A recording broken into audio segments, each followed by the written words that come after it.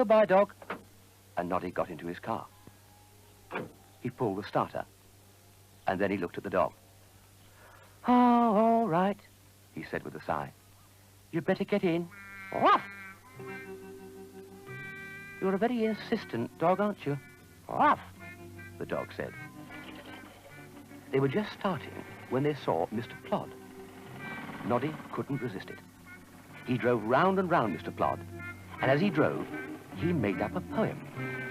I like your helmet, Mr. Plod. I like your funny nose. And if I peeped inside your boots, perhaps I'd like your toes. I like your big and boomy voice. I like your buttons bright. But, Mr. Plod, I would not like to dream of you at night. Mr. Plod wasn't a bit pleased. Move along, he shouted. But Noddy kept driving round and round. I'm not a roundabout, I'll have you know. If you don't stop treating me as one, I'll have you for a traffic offence. I'll imprison you if you don't stop. So Noddy stopped. Time to go home, you bumpy dog, he said. You've had your ride. Goodbye, Miss Plod. Happy dreams. It's considered advisable on this beat. But Mr. Plod never said what was considered advisable. Mr. Plod was flat on his back. What are you doing on the floor? Noddy asked. Mr. Plod got up. Where's my helmet? He sobbed. Give it here at once. That helmet belongs to Toy Town Constabulary.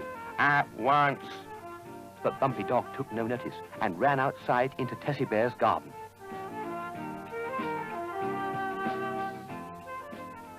Have you lent this dog your helmet, Mr. Plod? Certainly not. I think he wants to bury it. He thinks it's a bone, Tessie said. You are a nuisance of a dog. Do go away, said Noddy. There were 6 sacks to be collected. Noddy piled them into his car. The 3 Skittle children watched him, but didn't offer any help. Lazy things, Noddy thought.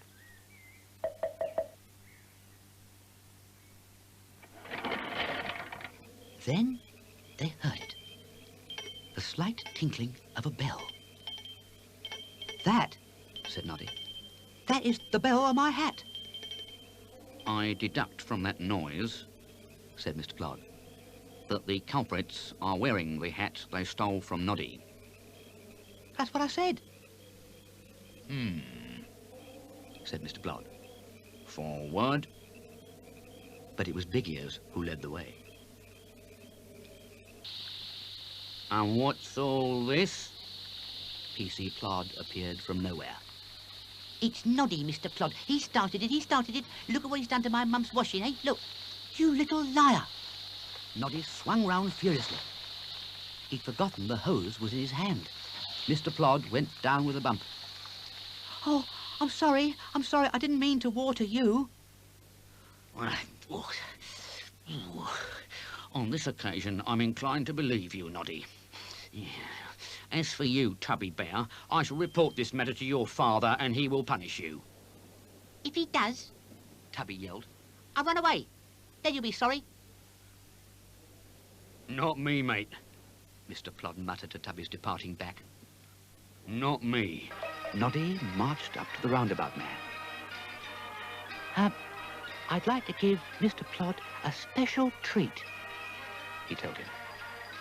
Please give him the longest ride anyone has ever had.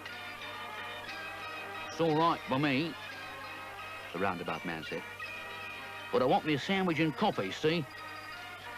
That's all right. I'll look after it for you. Mr. Plod was enjoying himself.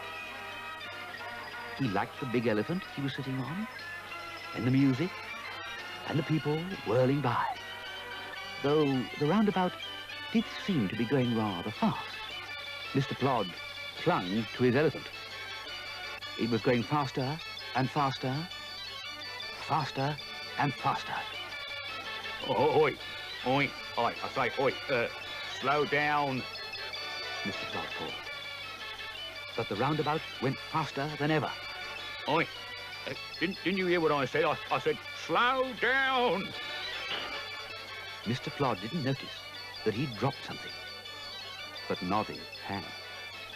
What do you think you're up to? The roundabout man had reappeared, looking very cross. He soon stopped it going round. Mr. Plod tumbled off. I feel like a roundabout myself. Oh dear. Oh. Then he saw Noddy and the steering wheel. I'll put you in prison. He gasped giddily. Then he felt two warm, furry arms round his neck and a voice whispering in his ear. And slowly, Mr. Plod's stern features broke into a smile.